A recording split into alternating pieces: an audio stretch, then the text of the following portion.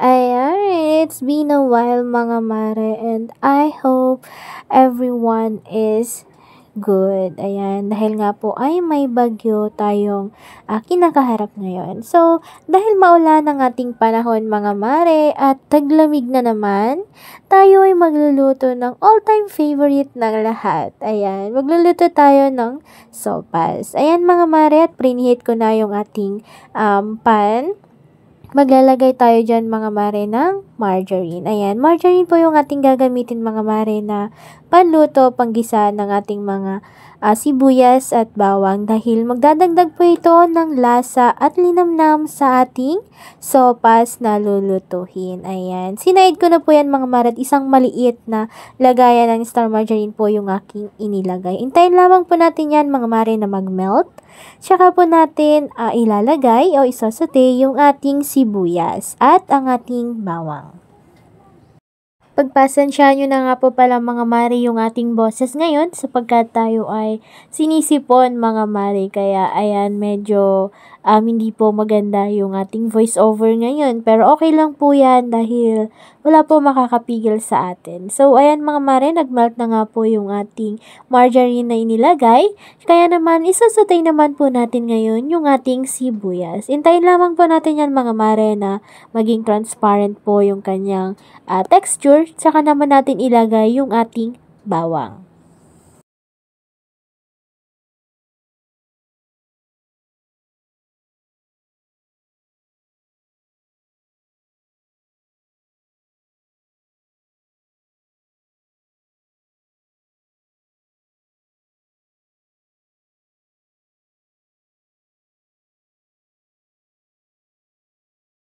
Ayan mga mare, at sa puntong ito ay pwede na natin ilagay yung ating bawang. Ayan.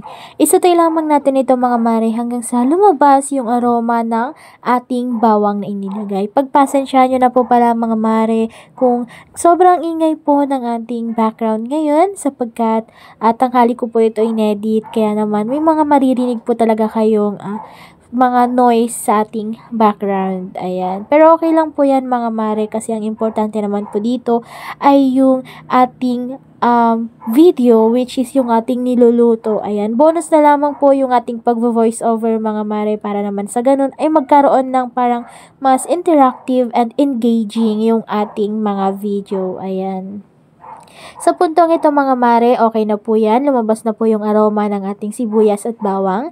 Kaya naman po ilalagay na po natin yung ating hinimay na chicken breast kanina. Ayan mga mare, at inilagay ko na rin po yung mga buto-buto niya. At wala po tayong sasayangin mga mare dahil sobrang mahal po lahat ng mga bilihin ngayon. Ayan. Ayan mga mare, masasaid po yan mamaya kapag tayo ay kumain. Alam nyo ba mga mare na itong buto-buto ng ating chicken ay mas makakapagdagdag ng masarap na lasa dahil nanonood po yung lasa ng chicken sa kanyang mga buto. Kaya ayan, naglagay po tayo at hindi natin to sasayangin mga mare. Antayin lamang natin to mga mare na medyo maluto po at magkaroon ng toasted texture yung ating chicken. Tsaka po natin ilagay yung iba pa pong pampalasa. Ayan, halo-haloin lamang natin ito mga mare para sa ganun ay hindi naman po masunog yung ating chicken. Ayan.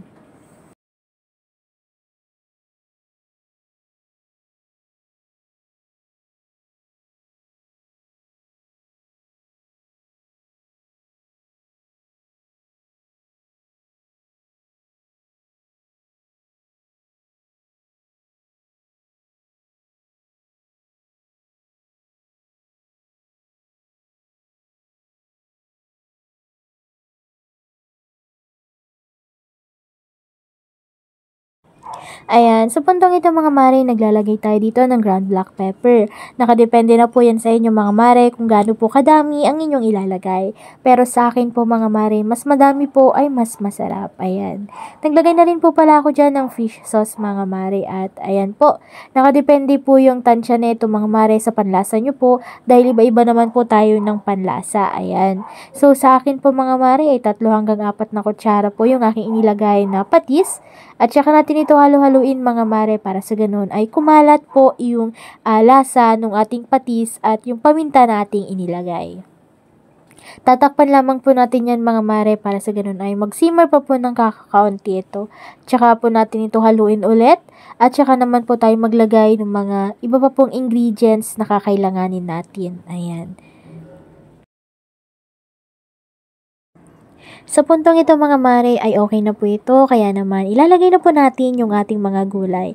Ayan, mayroon tayo ditong repolyo at saka carrots mga mare. Kanina ka pa po yan hiniwa mga mare at hindi ko na po na-videohan. Ayan, yung ating shell po para mga mare na ilalagay ay pinakuluan ko na po para sa ganun ay kapag nagluto na po tayo ng sopas mamaya, hindi po niya i-absorb yung sabaw ng ating sopas dahil kapag hindi pa po luto na inilagay yung shell, ay hihigupin po lahat ng shell yung sabaw ng ating sopas. Kaya ang nangyayari po, ang tendency po niyan mga mare, ay nawawalan po or naiiga yung ating nilulutong mga sopas. Ayan, dahil sinisipsip po or ina-absorb ng shell yung kanyang sabaw. Ayan. So, ngayon mga mare, ginawa ko po dito is pinakuluan ko na po kanina, hindi ko na po na-videohan, yung ating shell at tsaka po natin ito hinango at ayan, ilalagay po natin dyan mga mare, isasama po natin dyan lahat para sa ganun ay sabay-sabay na rin pong mas maluto. Pero yung pagpapakulo ko po mga mare ay hindi yung as in, lutong-luto siya mga mare dahil lulutuin pa naman po natin siya. Ayan, nagdagdag po pala ako dyan mga mare ng 2 chicken cubes. Ayan, tsaka natin ilalagay yung ating shell. At kung inyong mapapansin mga mare, ay sobrang dami po nung ating shell at syempre yung mga sangkap nating inilagay. Kaya naman po, hindi po kasya sa ating isang kaldero or kasirola mga mare. Kaya naman, mag-iiba po tayo ng lagayan. Ayan, malinis po yan mga mare at luma na po kasi kaya ganyan po yung itsura. Pero malinis po yan mga mare dahil hinugasan po natin yan bago natin ito gamitin. Ngayon naman mga mare, maglalagay naman po tayo ng ating evaporated milk. Ang evaporated milk po natin mga mare ay magdadagdag ng creaminess sa ating sopas na lulutuhin. Kaya naman po, para sa akin po mga mare, mas madaming evaporated milk, mas masarap at mas malinamnam po yung ating sopas. Ayan, nagdagdag po ako dyan ng mga 4 po lahat yung aking inilagay na evaporated milk mga mare. 4 na can na may 380 ml. Ayan, sobrang creamy po ng ating sopas na niluto ngayon mga mare.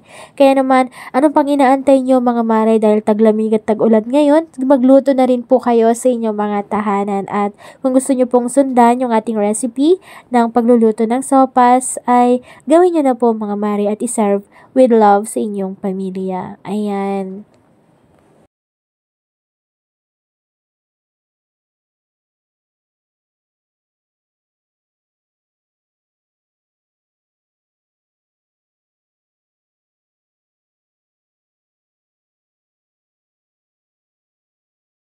Halo-haluin lamang po natin ito mga mare para sa ganun po yung ating inilagay na chicken cubes ay kumalat din po at madurog mga mare, tsaka yung mga lasa na ating nilagay. Ayan mga mare, dahil nakapaglagay na po tayo ng evaporated milk at kung inyong titignan mga mare, konting-konti pa po yung sabaw kaya naman maglalagay tayo ng hot boiled water. Ayan, at hindi ko na po na-videohan mga mare pero ayan po nakapaglagay na po tayo ng hot boiled water sa ating nilulutong sopas. Nakadepende na po yan sa inyo mga mare kung gaano po kadami yung anyong ilalagay dahil para sa akin po mas madaming sabaw ay mas masarap po dahil ito po talaga yung sabaw po niya yung tina-target namin ngayon kasi tag-ulan po at taglamig talaga mga mare. Kaya naman napagdesisyonan namin na magluto ng sopas na madaming sabaw. At ayan mga mare, kung inyong titignan, yung tubig kanina ng ating sabaw, ng sopas ay dinagdagan ko po mga mare para sa ganun ay mas masarap po at mas marami po yung sabaw niya. Ayan mga mare, at kung inyong titignan talaga nga namang nakakatakam po mga mare. At kanina po pala off cam mga mare ay luto po ako or pan fry ng ating ham. Ayan mga marit, ilalagay din po natin yan. Nagtataka po siguro kayo bakit ham. Hindi po kasi tayo dyan mga mare naglagay ng kahit na anong um, ingredients, kundi chicken lang po yung ating inilagay. Hindi po ako naglagay ng hotdog dyan mga mare, kaya ham po yung aking inilagay. At eto pa mga mare, ang kaibahan ng ating sopas mga mare ay naglagay po ako dyan ng Eden cheese.